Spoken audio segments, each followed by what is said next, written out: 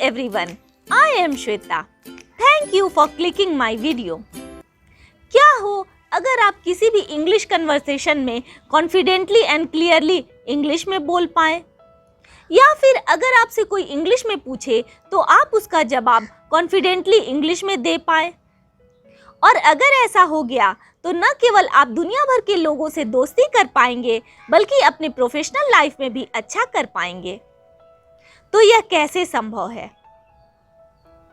तो क्या आप इस साल एक फ्लुएंट इंग्लिश स्पीकर बनने के लिए तैयार हैं, जिसका सपना आप हमेशा ही देखते हैं लेकिन आप हमेशा ही इसे टाल देते हैं? Well, today I am going to give you 8 tips which will definitely help you to improve your English. So here is my tip number 1. Start from where you are. इसका क्या मतलब है?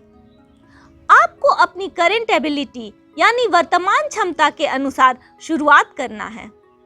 It means if you are a beginner English learner, then start with beginner English material. Don't jump straight to watching English content without subtitles. तो आपको जानना होगा कि अभी आप किस स्तर पर हैं और आप किस स्तर तक पहुंचना चाहते हैं। तो ये कैसे करें? इसके लिए आपको सेल्फ असेसमेंट यानी स्वयं का मूल्यांकन करना होगा। तो ये कैसे करें? आप अभी कितनी इंग्लिश का यूज करते हैं इसके बारे में खुद से ईमानदार रहें। क्या आप इंग्लिश में पढ़ते हैं? क्या आप इंग्लिश में लिखते हैं? क्या आप इंग्लिश में बोलते हैं? और इन प्रत्येक कामों को आप कितनी बार करते हैं? तो आप इंग्लिश सीखने के लिए कितना कुछ कर रहे हैं इसके बारे में खुद के प्रति ईमानदार रहें। क्या आप सुपर मोटिवेटेड हैं और हर दिन 1 घंटा इंग्लिश बोलने में बिताते हैं और हर दिन एक नया वर्ड सीखते हैं? या फिर आप ऐसे ही कुछ काम करते वक्त कुछ इंग्लिश सॉन्ग सुन लेते हैं? और यह सब करना आपके लिए कितना डिफिकल्ट और कितना इजी है? Next tip number 2, be realistic. English सीखने का कोई जादुई मंत्र या समाधान नहीं होता, लेकिन अगर आप इंग्लिश सीखने के लिए और प्रैक्टिस करने के लिए समय निकालने के लिए कमिटेड हैं, तो ही आप अपनी इंग्लिश को इम्प्रूव कर सकते हैं। तो ये कैसे करें? इसके लिए आपको खुद से 30 डेज इंग्लिश स्पीकिंग का चैलेंज लेना होगा। यकीन मानिए, यदि आप अगले 30 दिनों तक अपनी डेली लाइफ में डेली यूज इंग्लिश सेंटेंसेस की प्रैक्टिस करते हैं तो आप चकित रह जाएंगे कि केवल 1 महीने में ही आपकी इंग्लिश में कितना सुधार हो गया है।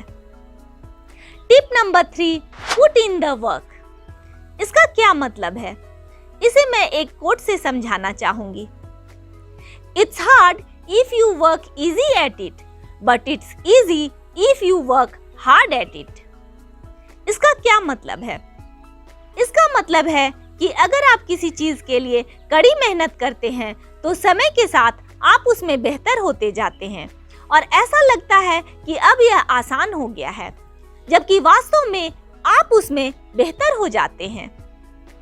तो आपको भी इंग्लिश प्रैक्टिस के लिए कमिटेड रहना होगा और खुद से ये पूछना होगा कि क्या आज मैंने किसी नए ग्रामर रूल के बारे में जाना? क्या मैंने आज किसी नए वर्ड के बारे में सीखा? क्या मैंने आज इंग्लिश स्पीकिंग की प्रैक्टिस की? तो कुल मिलाकर आपको अपनी इंग्लिश प्रैक्टिस के लिए कमिटेड रहना होगा। Tip number 4, remember your why. इसका क्या मतलब है? जब भी इंग्लिश सीखना आपके लिए मुश्किल लगने लगे तो याद करें कि आपको इंग्लिश क्यों सीखना है। क्या आप किसी बेहतर नौकरी को पाना चाहते हैं? या आप किसी फॉरेन कंट्री में आसानी से ट्रैवल करना चाहते हैं? या आप अपने बच्चों से या उनके टीचर से इंग्लिश में बात करने में सक्षम होना चाहते हैं? तो कोई भी रीज़न हो, आप उसे एक पेपर पर लिख लें और ऐसी जगह पर रखें जहां आपकी नज़र हमेशा उस पर पड़े। यह आपको याद दिलाता रहेगा कि आपको इंग्लिश क्यों सीखना है और यह आपके इंग्लिश सीखने की जर्नी के दौरान आपको प्रेरित करता रहेगा। Tip number 5, create a habit. इसका क्या मतलब है? लर्निंग इंग्लिश को आपको एक हैबिट बना लेना है जो आपकी डेली रूटीन में फिट हो जाए। Next and very important tip number 6, record yourself speaking in English. तो इसे कैसे करें? इसके लिए आप कोई वीडियो ले लें जो आपकी पसंद का हो और वो इंग्लिश में हो, और इसकी कुछ लाइनों को आप लिख लें और उसकी प्रैक्टिस करें। उसके बाद इन लाइनों को अपने मोबाइल फोन के ऑडियो रिकॉर्डर में इसे रिकॉर्ड कर लें। अब आप ध्यान दें कि ये ओरिजिनल वीडियो और आपके ऑडियो में क्या डिफरेंसेस है और किन जगहों पर आपको सुधार करने की जरूरत है। ये वेरी इंपॉर्टेंट टिप है। कुछ लोगों को अपनी आवाज रिकॉर्ड करने में थोड़ा अटपटा लग सकता है, लेकिन अगर आप अपनी जिंदगी में कुछ बदलाव लाना चाहते हैं तो आपको कुछ ना कुछ बदलना पड़ेगा। Tip number 7, believe that you can become a fluent English speaker. आपको विश्वास करना होगा कि इंग्लिश बोलना संभव है, तब भी जब यह आपको मुश्किल लगने लगे। Check your self talk. क्या इंग्लिश बोलना सीखने के प्रति आपकी सोच नकारात्मक है? याद रखें, जैसा आप सोचते हैं उसका प्रभाव आपके द्वारा किए गए कामों पर पड़ता है। इसलिए लर्निंग इंग्लिश को लेकर हमेशा ही पॉजिटिव रहें। गलतियां करने से ना डरें। Mistakes are the part of journey.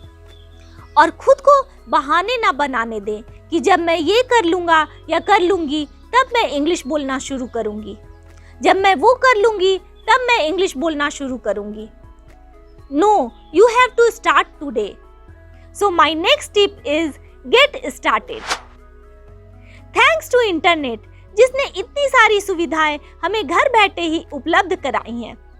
आज आप इंग्लिश से रिलेटेड कितने ही सारे कंटेंट घर से ही पढ़ सकते हैं, लिख सकते हैं, बोल सकते हैं, और यहाँ तक कि आप किसी से बातचीत भी कर सकते हैं इंग्लिश में।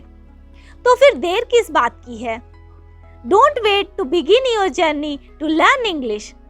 Start today.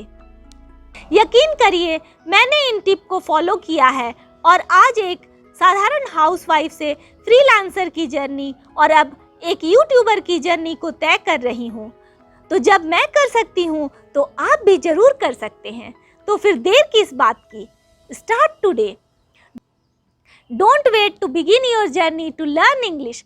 Start today. Best of luck.